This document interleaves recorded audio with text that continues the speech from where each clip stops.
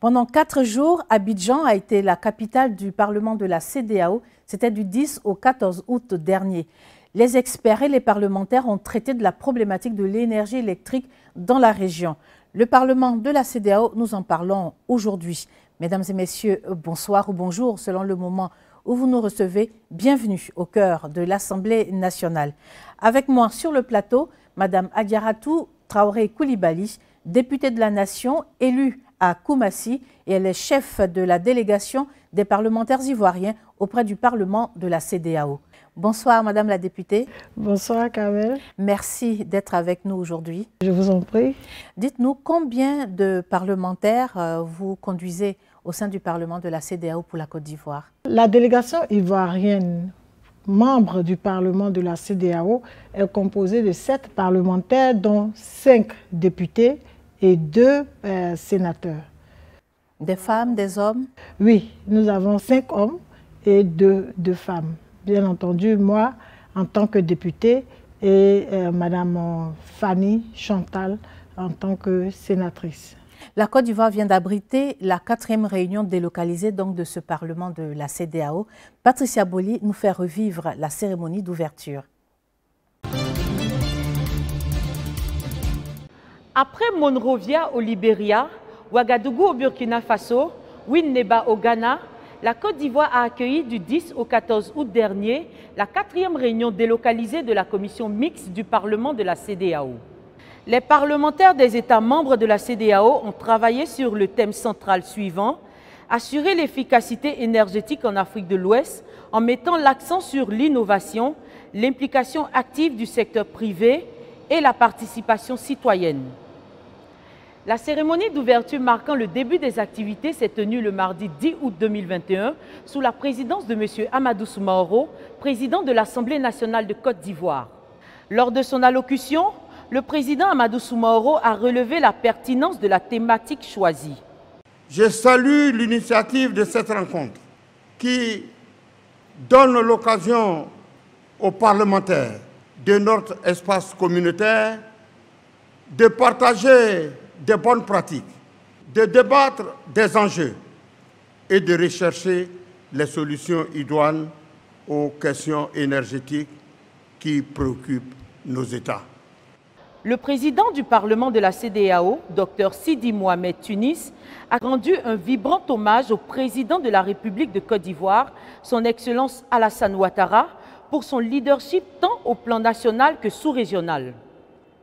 Au cours de cette cérémonie d'ouverture, 7 personnalités se sont succédées au pupitre. Au mot de bienvenue de la députée Traoré Adiaratou, chef de la délégation ivoirienne au Parlement de la CEDEAO, le coprésident de la commission mixte, le Nigérian Fougou Boukar, a marqué sa gratitude à la Côte d'Ivoire pour son accueil chaleureux et exprimé sa joie d'être à Abidjan. En marge de cette cérémonie, le président du Parlement de la CEDEAO a animé un point de presse dans lequel il a expliqué le bien fondé des réunions délocalisées de la CEDEAO. Ce programme a été établi de la sorte afin de nous permettre en tout premier lieu de nous rapprocher de nos populations. En deuxième lieu, de veiller à ce que les intérêts de nos populations soient pris en compte. Et 3, faire en sorte de veiller à dire aux populations les programmes qui ont déjà été réalisés. In the sub-region, the programs that have been carried out in the ECOWAS generally. On peut donc le dire tout net, la sous-région a entamé sa mue sur le plan énergétique. Merci. Et Patricia, Madame la députée, dans quel esprit les travaux se sont-ils déroulés? Je pense que l'esprit était participatif. Nous avons assisté à l'implication de tous les parlementaires, aussi bien nationaux que de la sous-région. Et l'échange a été pour moi très fructueux. Dites-nous, Madame la députée, il s'agissait d'une commission mixte de la CEDEAO. Qu'est-ce qu'une commission mixte? Comment est-elle composée? Et la commission mixte est une commission composée de plusieurs autres commissions. C'est une commission hétéroclite qui a vu la participation de 4 commissions du Parlement de la CEDEAO, dont la commission mines et énergie, qui faisait l'objet de la rencontre, la commission agriculture, ressources naturelles, la commission industrie et secteur privé et la commission infrastructure que j'ai l'honneur de diriger au sein du Parlement de la CEDEAO. Et donc c'est toutes ces commissions, les membres de ces commissions, au nombre de 44 députés venant des 15 pays de la communauté qui se sont retrouvés ici à Abidjan pour débattre de cette thématique importante pour notre communauté. Alors pour mieux comprendre, mieux connaître le Parlement de la CEDEAO, Timité Ali Baba a rencontré le docteur Sako Mamadou. Il est député ivoirien, il est membre du Parlement de la CEDEAO. Il a été membre du comité qui a réfléchi à la révision des textes de la CEDEAO. C'était en mars 2020 et c'est la grande interview de Timité Ali Baba. Le Parlement de la CEDEAO, qu'est-ce que c'est? Le Parlement de la CEDEAO, c'est l'assemblée des représentants des populations de la communauté qui compose la CEDEAO. Ce Parlement compte 115 députés. Quel est le mode de désignation des membres de ce Parlement et comment est-ce que les pays y sont représentés? Les 15 pays bénéficient d'office de 5 députés. Quand on fait la multiplication, ça donne 75 députés. Sur 115, il reste 40 députés. Les 40 députés sont désignés au prorata des populations des États membres. Ainsi, le Nigeria, qui compte plus de 200 millions d'habitants, compte 35 députés. Le Ghana, 8 députés. La Côte d'Ivoire, 7 députés. Comment est-ce que le Parlement de la CEDEAO organise ses réunions? Au Parlement de la CEDEAO, nous avons 2 sessions ordinaires qui se déroulent au siège à Abuja, au Nigeria, au cours de l'année. La première session cette année, par exemple, s'est tenue du 25 mai au 12 juin, soit 3 semaines. Et la deuxième session va se tenir de novembre à décembre. Ça, ce sont les 2 sessions ordinaires. Maintenant, vous avez des sessions extraordinaires qui se font de façon rotative dans les différents pays membres. Et puis, il y a 4 réunions délocalisées. Ça, c'est le programme de l'année du Parlement de la CEDEAO. Récemment, le président de la République du Ghana a souhaité que, désormais, les membres du Parlement de la CEDEAO soient élus au suffrage universel direct. Quelles sont les chances d'aboutissement de ce vœu? Il est bon de préciser que le chef de l'État du Ghana est aujourd'hui le président en exercice de la conférence des chefs d'État de la CEDEAO. À ce titre, il a apporté sa caution pour effectivement la désignation des députés dans ce sens. Je pense que les chances d'aboutir, c'est que d'abord, il y a une volonté politique. Et puis, il y a un exemple qui est le Parlement européen, qui aujourd'hui élit ses députés de façon démocratique. Dès l'instant où il y a un modèle qui a la volonté politique, il y a toutes les chances que ça puisse aboutir. Revenons à la délégation ivoirienne pour parler de votre bilan partiel pour cette année 2021. Nous sommes allés à la session ordinaire à Abuja où nous avons présenté la délégation un rapport pays sur la Côte d'Ivoire qui a été très bien apprécié d'ailleurs. Nous sommes allés dernièrement à Accra pour participer à la réunion délocalisée d'Accra sur la contribution du Parlement de la CEDEAO à la fluidité des communications inter-États, parce qu'aujourd'hui on voit que toutes les communications itinérantes sont vraiment très chères pour les populations et nous sommes allés réfléchir sur les voies et moyens pour pouvoir faciliter cette communication pour toutes les populations dans les différents pays membres. Et nous avons ressorti des recommandations qui seront transmises bien sûr à la conférence des chefs d'État pour application. Voici un bilan partiel de ce que nous avons eu à faire au cours de l'année 2021. Alors, monsieur le député, on sait que la Côte d'Ivoire n'était pas présente aux premières assises du Parlement de la CEDEAO. Et cela a duré pendant longtemps. Fort heureusement, le pays a repris sa place au sein de cette organisation sous-régionale. Pouvons-nous dire que la Côte d'Ivoire a été rétablie dans tous ses droits?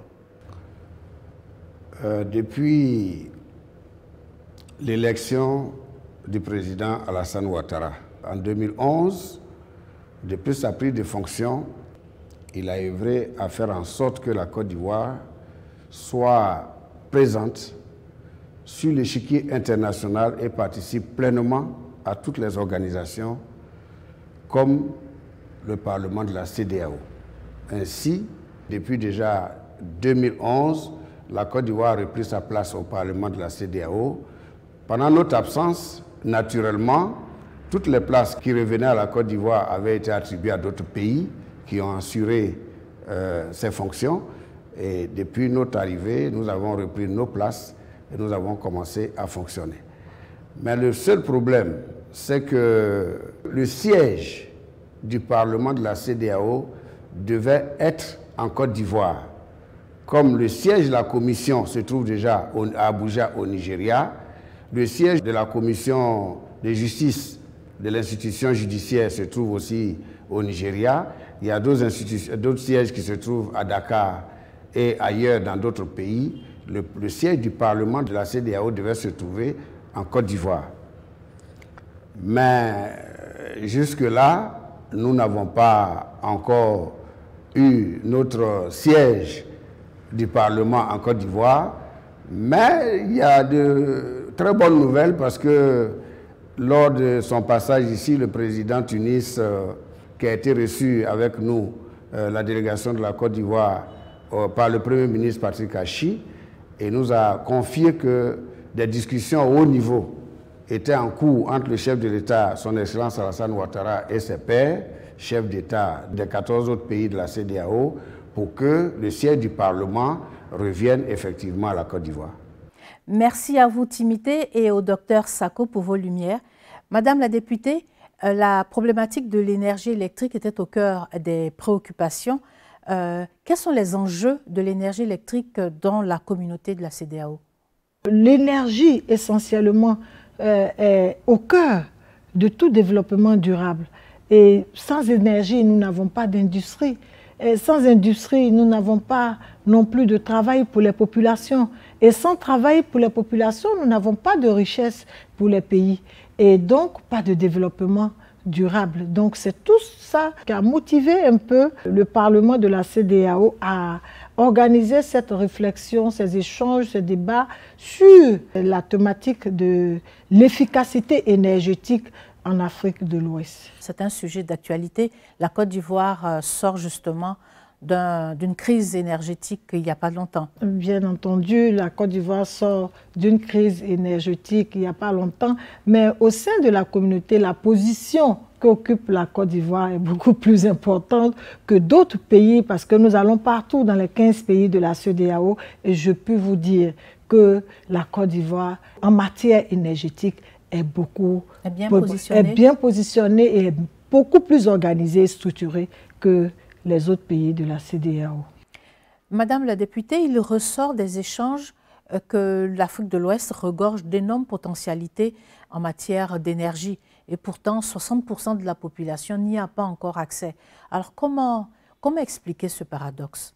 Évidemment, nous avons tous fait le constat que la sous-région regorge d'importantes potentialités énergétiques. Elle représente même un tiers des réserves de pétrole et un tiers des réserves de gaz naturel à l'intérieur de l'Afrique.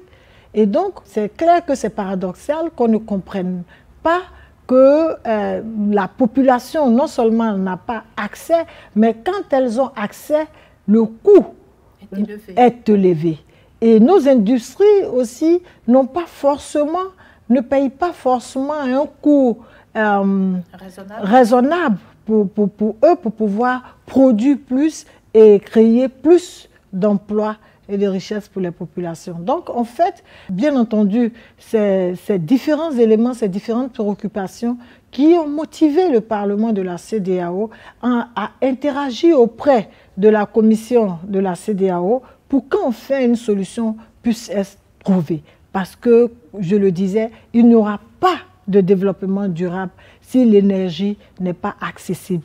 Madame la députée, pour développer cette problématique, 6 communications ont été prononcées par des experts et ces communications ont été faites ici au Palais de l'Assemblée nationale à la salle de la Rotonde. Je vous invite donc à suivre Beneba et Jean-David qui nous font le résumé d'une des communications. Le secteur de l'énergie de la CEDEAO, potentiel, défis et actions en cours. C'est le thème de la communication présentée par M. Baya Ornibe Dabiré, directeur de l'énergie et des mines de la commission de la CEDEAO, ce 10 août 2021, à la rotonde du Palais de l'Assemblée nationale de Côte d'Ivoire. À cette occasion, l'expert de la commission de la CEDEAO a soutenu sans embâche que la sous-région ouest-africaine est riche en ressources énergétiques, notamment en pétrole, en gaz naturel, dont la région détient 30% des réserves prouvées du continent africain. Cependant, elle est confrontée à 3 défis principaux. Ce sont le faible taux d'accès aux ressources énergétiques, l'insuffisance de l'offre et les problèmes du transport. Face à ces défis, la Commission de la CEDEAO mène des actions concrètes. Il s'agit entre autres de la mise en œuvre d'un environnement institutionnel. On peut citer à ce propos la création de l'Agence d'échange d'énergie électrique ouest-africain. Cet organisme a pour but d'assurer aux citoyens de la CEDEAO l'accès à une énergie de qualité à moindre coût.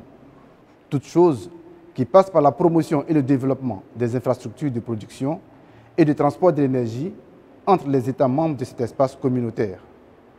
Par ailleurs, et dans la même veine, M. Dabiré a affirmé que la CEDEAO a mis en place le marché régional de l'électricité qui favorisera un environnement propice pour les investisseurs dans le domaine énergétique tout en accroissant leur compétitivité. Merci et Jean-David. Nous restons toujours à la salle de la Rotonde, cette fois avec Beneba et Patricia Boli. L'un des thèmes développés lors de la réunion délocalisée de la commission mixte du Parlement de la CEDEAO est le point d'avancement des projets prioritaires du plan directeur de la CEDEAO pour le développement des moyens régionaux de production et de transport d'énergie électrique 2019-2033. M. Ibrahim Assoumana, chargé de projet au système d'échange d'énergie électrique ouest-africain, a indiqué que l'Afrique de l'Ouest dispose d'abondantes ressources énergétiques. Cependant, il existe une inadéquation entre l'offre et la demande et une distribution géographique inégale des ressources. Pour pallier cette défaillance, la CEDEAO a mis en œuvre un plan directeur pour le développement des moyens régionaux de production et de transport d'énergie électrique 2019-2033. Ce plan directeur a pour objectif, entre autres, l'achèvement de l'intégration des pays continentaux de la CEDEAO au système d'échange d'énergie électrique ouest-africain. À ce sujet, les projets permettant l'intégration complète des pays continentaux de la CEDEAO, à savoir le projet d'interconnexion 225 kV Côte d'Ivoire, Libéria, Sierra Leone, Guinée, et le projet d'interconnexion 225 kV Sénégal, Gambie, Guinée-Bissau, Guinée, sont en cours d'achèvement et leur mise en service complète sont prévues respectivement pour mars et mai 2022. Merci et Patricia Boli. Madame la députée, l'un des objectifs que vise la CEDEAO à travers ses assises, c'est donc de faciliter l'accès de l'énergie aux populations. Que peuvent les parlementaires pour l'atteinte de cet objectif? Alors, je pense que les parlementaires que nous sommes, en tant que représentants élus du peuple, nous pouvons beaucoup par les échanges que nous menons, ce qui a expliqué ces 4 jours d'échange avec les experts, d'interaction entre les experts de la communauté et les experts nationaux ici, la Côte d'Ivoire. Et toutes ces réflexions vont bien entendu amener à trouver des solutions, à faire des propositions à la conférence des chefs d'État pour que, enfin, nos populations puissent profiter de l'énergie, des potentialités de leur pays. Madame la députée, nous avons donné la parole à quelques-uns de vos collègues. Voyons leur réaction. Cette réunion délocalisée des commissions mines, énergie, secteur privé et de l'agriculture a été une très bonne chose. Le sujet, c'était sur l'efficacité énergétique, comment faire en sorte que les investissements puissent atteindre directement les populations à la base.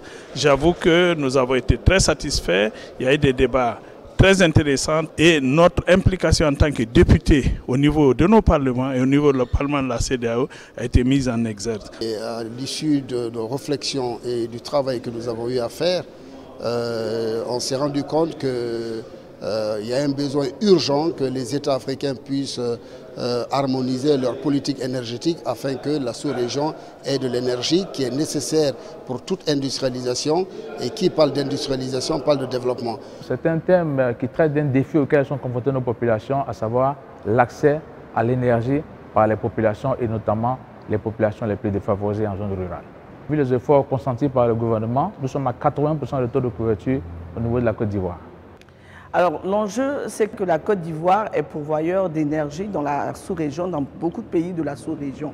Alors à ce moment-là, il était important de voir et de parler de comment faire pour que tous ces pays-là puissent bénéficier d'énergie et que ça ne soit pas seulement qu'un pays qui en bénéficie ou que certains pays qui ont de très bons rapports avec la Côte d'Ivoire puissent en bénéficier. Donc l'enjeu, c'était comment faire pour que tout le monde puisse bénéficier de l'énergie.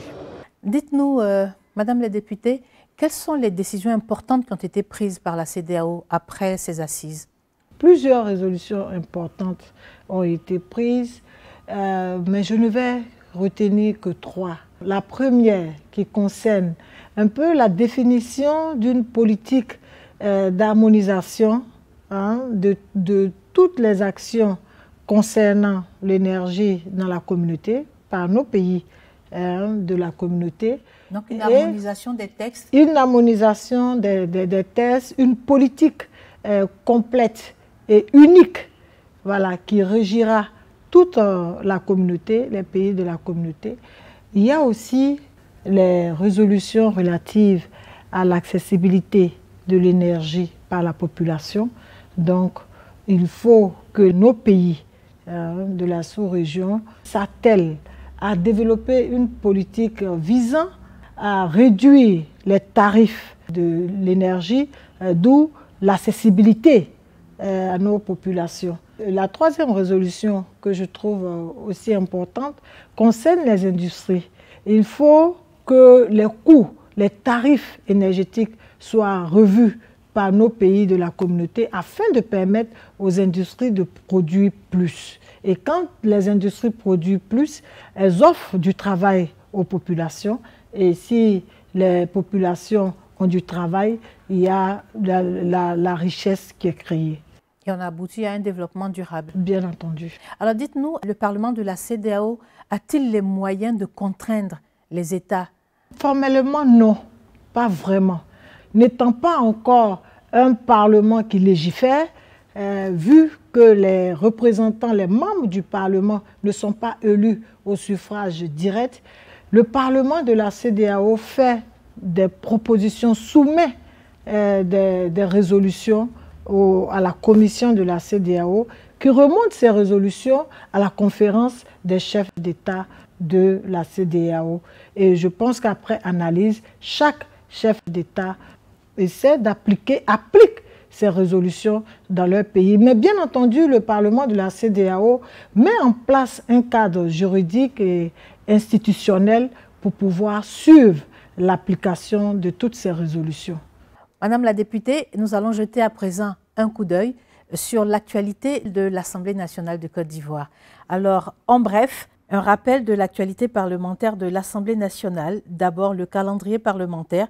La première partie des travaux s'est achevée fin juillet avec 3 séances plénières présidées par le président de l'Assemblée nationale, M. Amadou Soumaoro. L'on compte également l'examen et le vote de 13 projets de textes de ratification, d'ordonnances et de modification.